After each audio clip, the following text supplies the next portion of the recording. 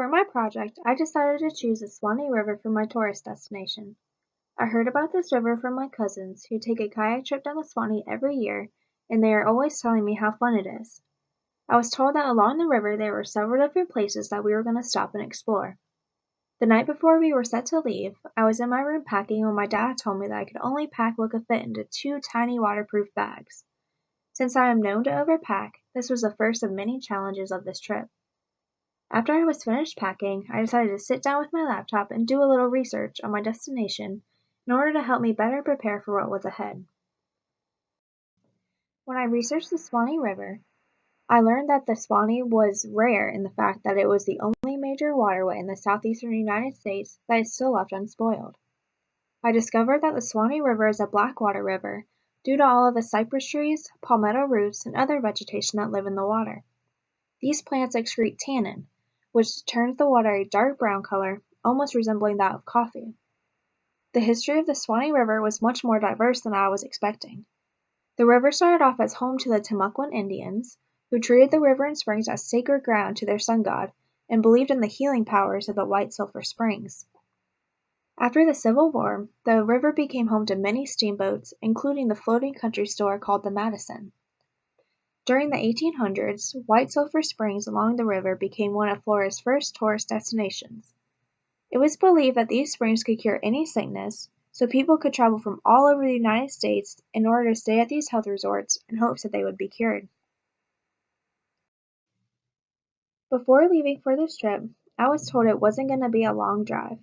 It would only take about an hour to an hour and a half to get there. But after about 3 hours of driving, we knew we had gotten lost. We were expecting the boat ramp to appear just around the corner, but we could never find it.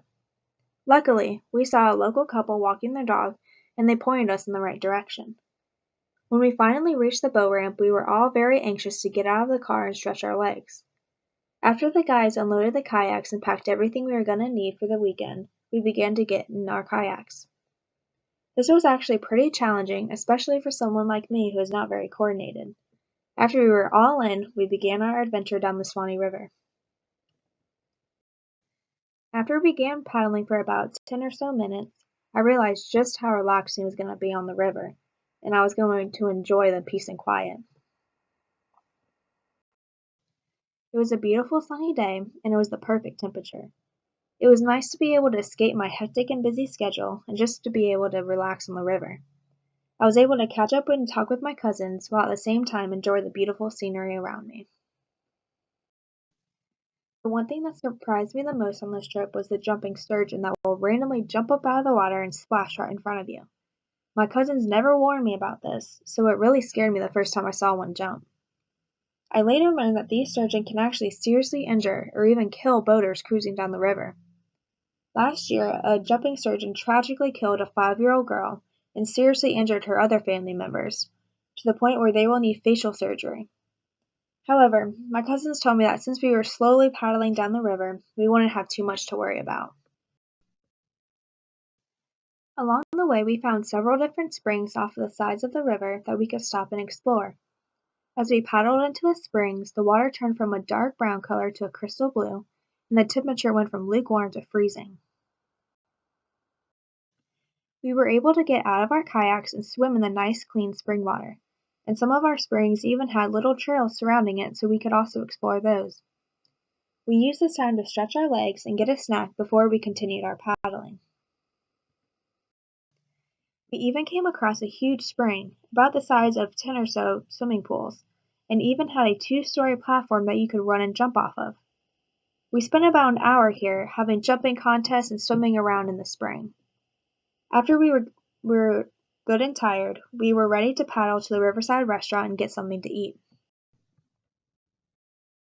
Once we arrived, I learned that the Suwannee River Rendezvous is not only a restaurant, but it is also a motel and RV park, which allows the tourists to spend extended periods of time there.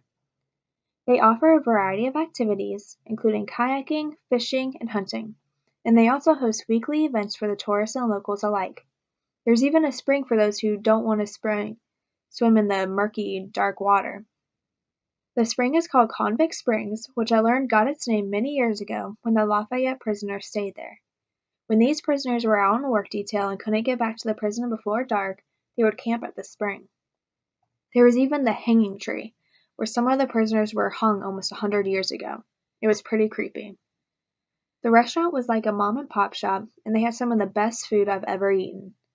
We all ordered hamburgers, french fries, and ice cream, and we ate it inside the restaurant. The restaurant resembled just like a home. There was an eating area on one side of the room, and on the other side there was a family room, with a TV and shelves containing all sorts of games, movies, and books for anyone to enjoy. The owner's big yellow lab was even sprawled out on the couch. It was a nice surprise to find such a welcoming and warm environment. We had a chance to sit down with the owners, Frank and Susie Page, and I noticed that they were extremely outgoing and seemed to know everybody by name. When I asked them about their relationship with all of the tourists, they said they don't see them to be tourists, they're more like family to them. I could definitely tell that this was no ordinary tourist destination because the locals and tourists were in harmony with one another. Finally, after paddling down the river all day, I was excited to be able to sit down and rest. Before the trip, I was worried that we were going to be staying somewhere sketchy since we were in the middle of nowhere. But the campsite actually turned out to be very safe and clean.